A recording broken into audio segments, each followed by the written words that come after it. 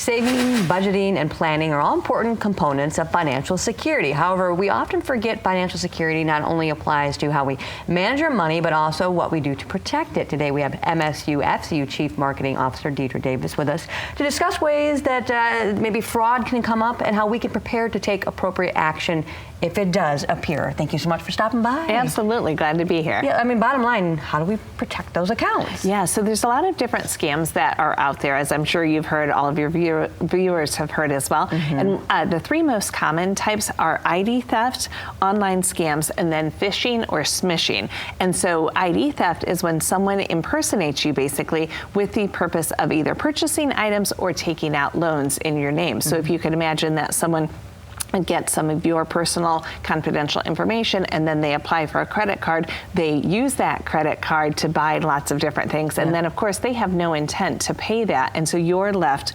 potentially with that bill. Now you can always fight that and make sure people know you didn't do that, file a police report and so forth, so you aren't necessarily liable for that debt, but it does take a chunk of time to straighten all of that out. Yeah, absolutely. And then online scams, which is another prevalent type of scam, is where people will, again, be acting in a manner that is, of course, not truthful through social media, through online channels, in an effort to, again, get personal sensitive information that they can use, again, to access your financial accounts. And so they might be looking to steal passwords or PINs and different things like this in order to get into your online accounts. So it's always a great idea to have very secure passwords, use phrases that don't make any sense, you know, as opposed to like your dog's name or something that people could guess pretty easily. You know, make up a phrase, use upper and lowercase letters, use numbers, symbols, and so forth, and make them so they really are random, that it would be very difficult to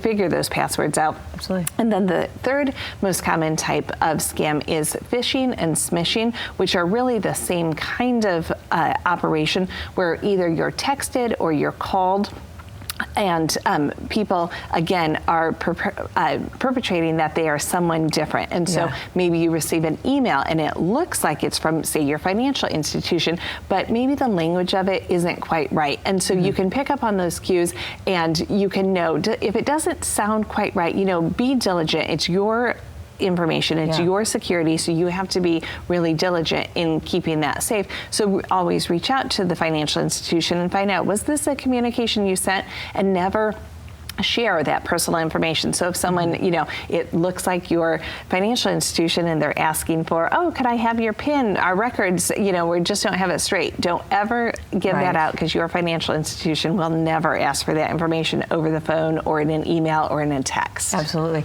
All right, and I'm a busy mom. Sometimes I'm in the store, you know, Bronson's being fidgety in the cart, I'm putting stuff away, and maybe I drop my debit card or something like that. So the importance of reporting those lost checks or lost cards, how important is that? Absolutely. It's so vital to, again, maintaining that security.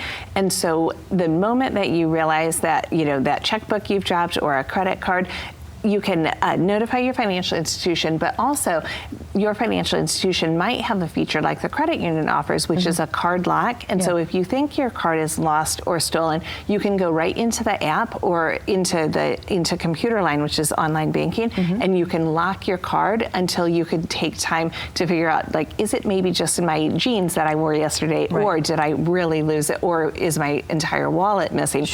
And so then you can take that next step to notify your financial institution, but no spending could occur because you've turned that card off. Wonderful. So she's locked it, you didn't cancel it. That's exactly. Because canceling and trying to get a new one sometimes can be a major hassle. So, and also if you're someone that's going to travel, you guys have a couple of things in place for that situation. Right, absolutely. So you should always be sure to contact, again, your financial institution and let them know that you'll be traveling, so they can note that on the account, because otherwise, if you are traveling, you're doing some legitimate purchasing, but we're not aware, those purchases could get blocked or stopped because it looks fraudulent. It looks outside of your regular activity.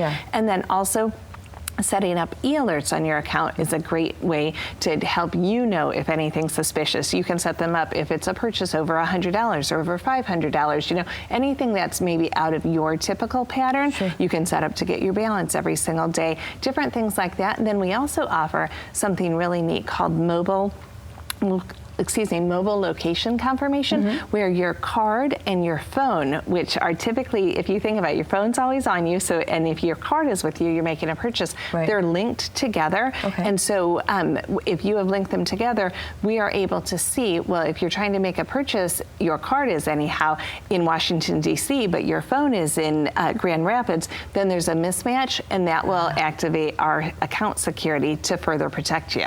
Oh my goodness. All great things. As far as how to prevent all this from happening, some of those things might take you a couple minutes to do, but it's going to save you a lifetime of hassle when it comes to a scar on your credit report or something like that. All right, to learn more and to find a location near you, visit MSUFCU.org.